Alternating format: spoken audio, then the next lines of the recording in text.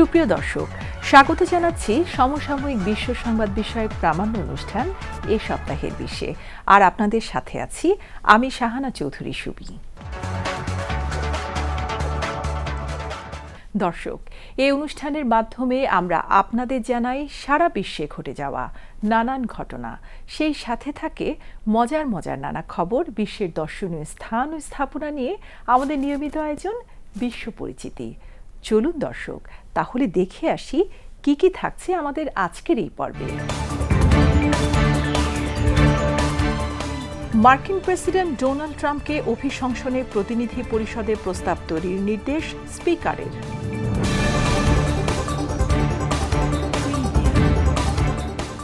ভারতের রাজধানী নয়াদিল্লির একটি কারখানায় অগ্নিকাণ্ডে কমপক্ষে ৪৩ জন নিহত।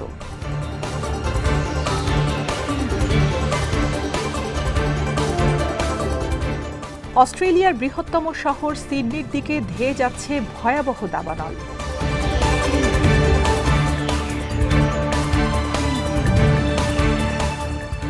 মৌরিতানিয়া উপকূলে অভিবাসন প্রত্যাশীদের নৌকাডুবিতে ৬২ জনের মৃত্যু।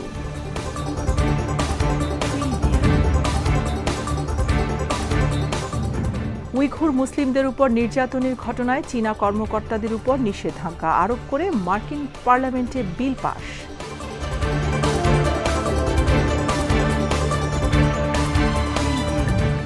এবং বিশ্ব পরিচিতি পর্বে থাকছে মেক্সিকোর পিরামিডের উপর একটি বিশেষ প্রতিবেদন।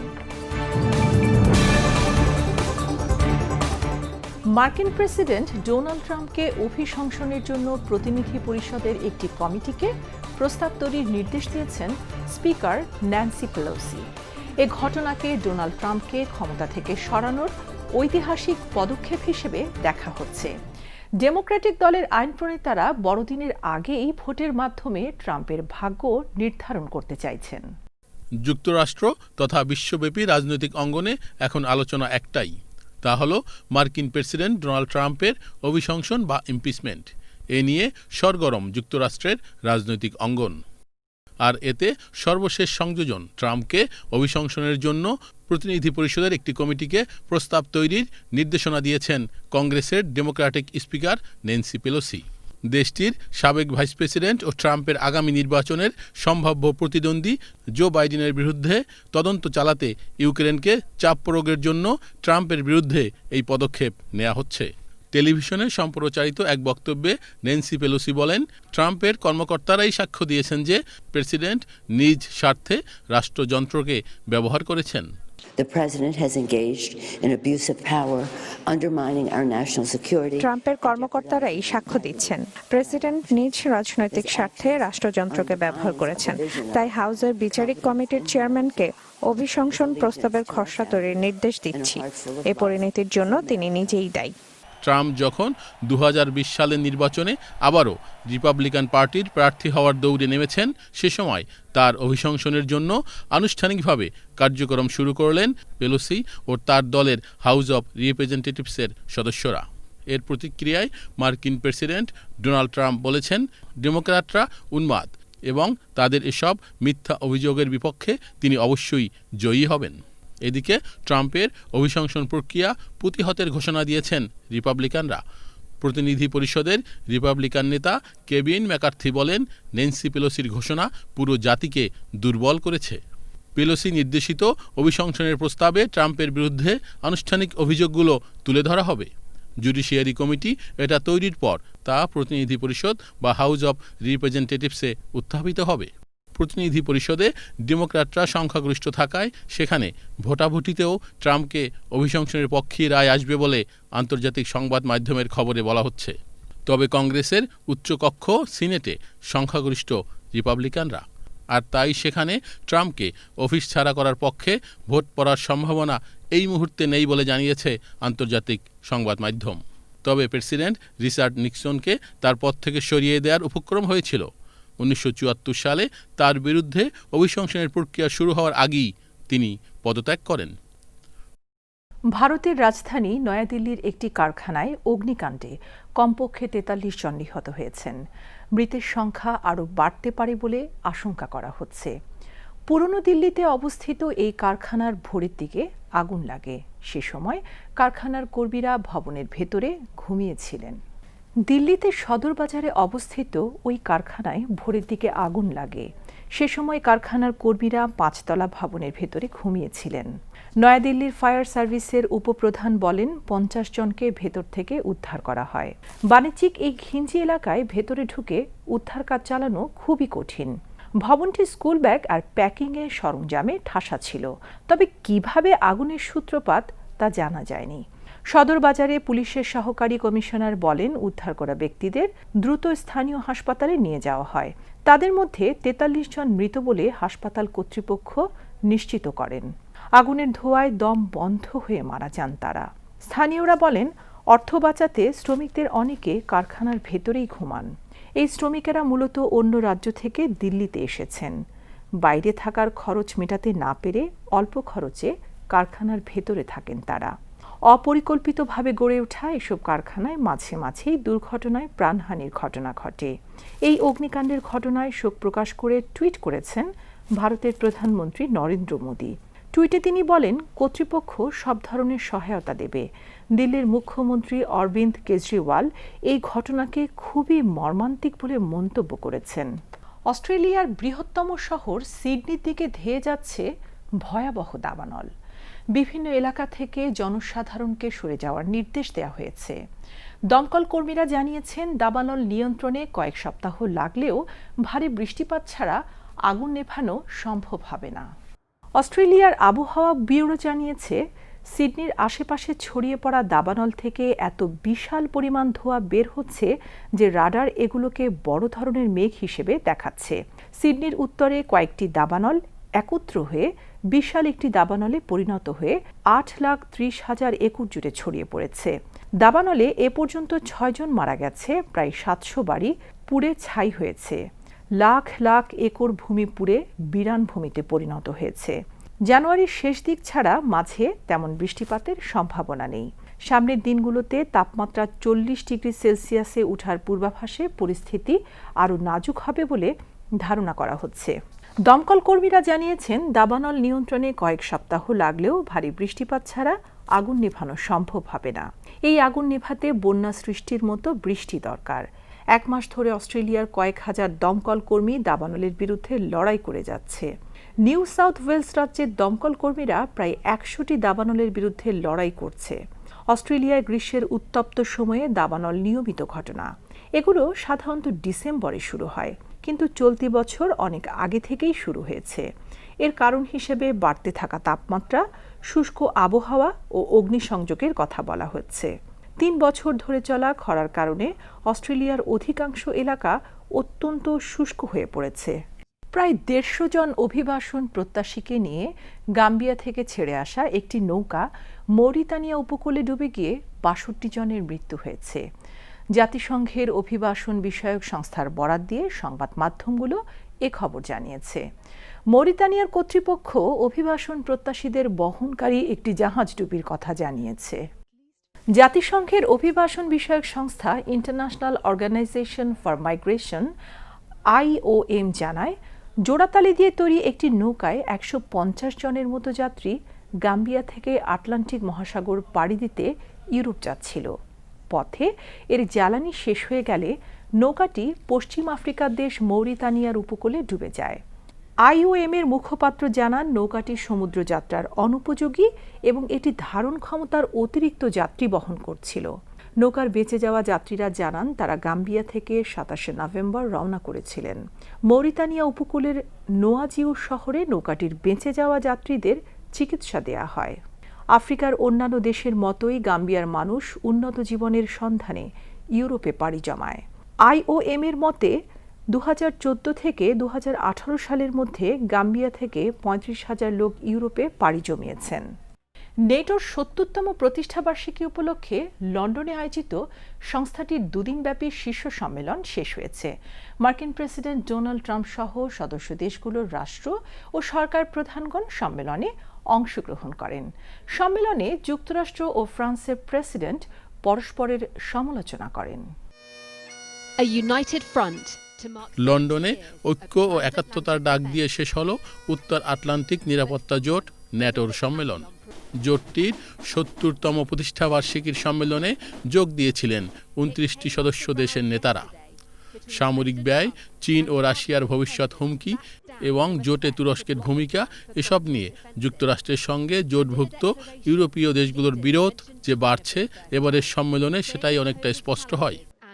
এর আগে গত মাসে ফ্রান্সের প্রেসিডেন্ট ইমানুয়েল ম্যাক্রো ন্যাটো জোটের বিরুদ্ধে ক্ষোভ প্রকাশ করেন এবং এ জোটকে ব্রেন ডেড বলে মন্তব্য করেছিলেন। জোটের প্রতি ওয়াশিংটনের খামখেয়ালিপনা নিয়েও অভিযোগ করেছিলেন তিনি। ফ্রান্সের প্রেসিডেন্ট ইমানুয়েল ম্যাক্রোর সেই ব্রেন ডেড মন্তব্যের কড়া সমালোচনা করেছেন মার্কিন প্রেসিডেন্ট ডোনাল্ড ট্রাম্প। সম্মেলনের প্রাক্কালে লন্ডনে সাংবাদিকদের সঙ্গে ম্যাক্রোর ওই মন্তব্যকে খুবই জঘন্য আখ্যা দিয়েছেন ট্রাম্প। জোটের দেশগুলোর নেতাদের মধ্যে এমন উত্তেজনা এবং বিরোধপূর্ণ পরিস্থিতিতে যুক্তরাজ্যের প্রধানমন্ত্রী বরিস জনসন চাইছেন ইউরো আটলান্টিক অঞ্চলের কোটি কোটি মানুষের নিরাপত্তার বিষয়টিকে সর্বাগ্রে প্রাধান্য দিতে। সম্মেলনে বরিস জনসন তাই সবাইকে একতাবদ্ধ হওয়ার আহ্বান জানান। ন্যাটো সম্মেলন চলাকালে সাইডলাইন বৈঠকেও মিলিত হন বিভিন্ন দেশের রাষ্ট্রপ্রধানরা। এদিকে সম্মেলন শেষে আনুষ্ঠানিক সংবাদ সম্মেলনে ন্যাটো মহাসচিব জেন্স স্টোলটেনবার্গ বলেন, উত্তর আমেরিকা ও ইউরোপের আলোচনার একমাত্র প্ল্যাটফর্ম ন্যাটো। এখানে ১০০ কোটি মানুষের আলোচনা, সিদ্ধান্ত ও বাস্তবায়ন করা যায়। তিনি বলেন, আমাদের মধ্যে যত পার্থক্যই থাকুক না কেন আমরা পরস্পরকে সঙ্গে নিয়ে এগিয়ে যাব।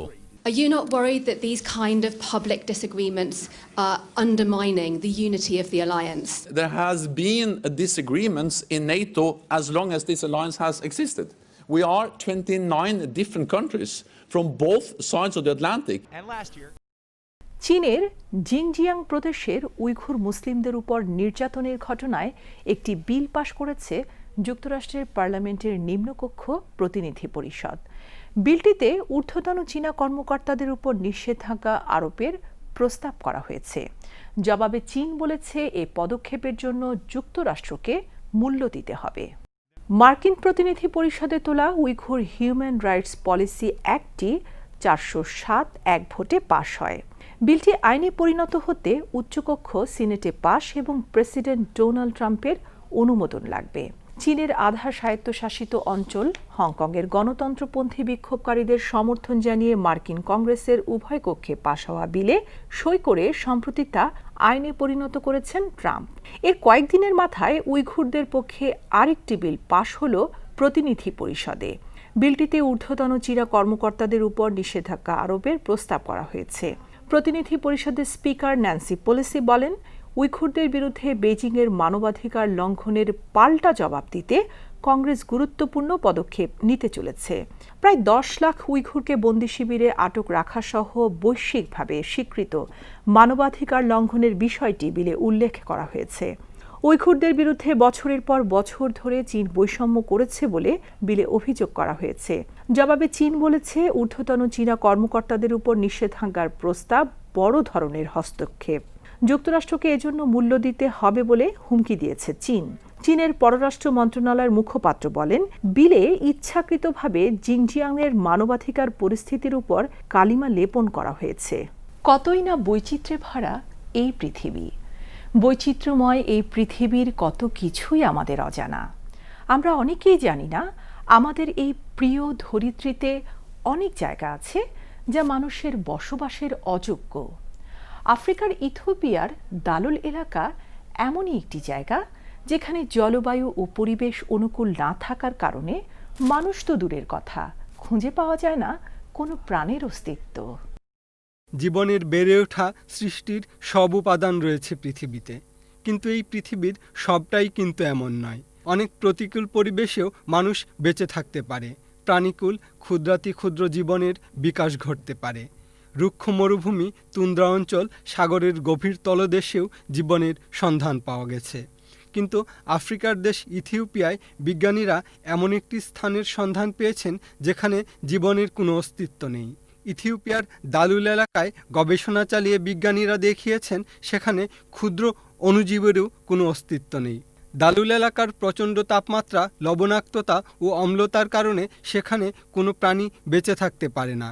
এমনকি শীতকালেও সেখানে দিনের তাপমাত্রা ১১৩ ডিগ্রি ফারেনহাইট ছাড়িয়ে যেতে পারে।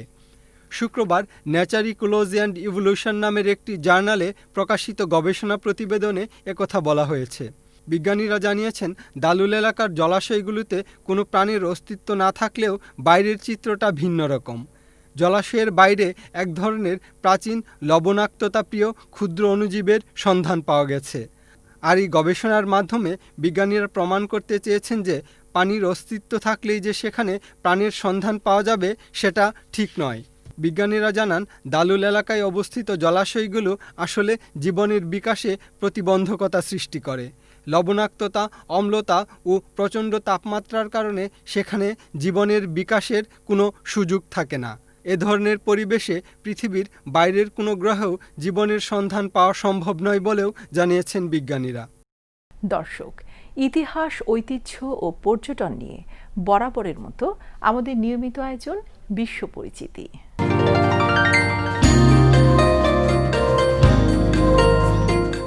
উত্তর আমেরিকা মহাদেশের দক্ষিণ ভাগে অবস্থিত একটি সুপ্রাচীন ঐতিহ্যের দেশ মেক্সিকো। অ্যাজটেক আর মায়া সভ্যতার স্মৃতি ধারণ করে আছে এই দেশটি। মেক্সিকোতে অবস্থিত বিশাল সব প্রাচীন স্থাপনা আর পুরাকীর্তিগুলো সে সময়কার মানুষের জ্ঞান, সংস্কৃতি আর সৌন্দর্যবোধের পরিচয় বহন করে।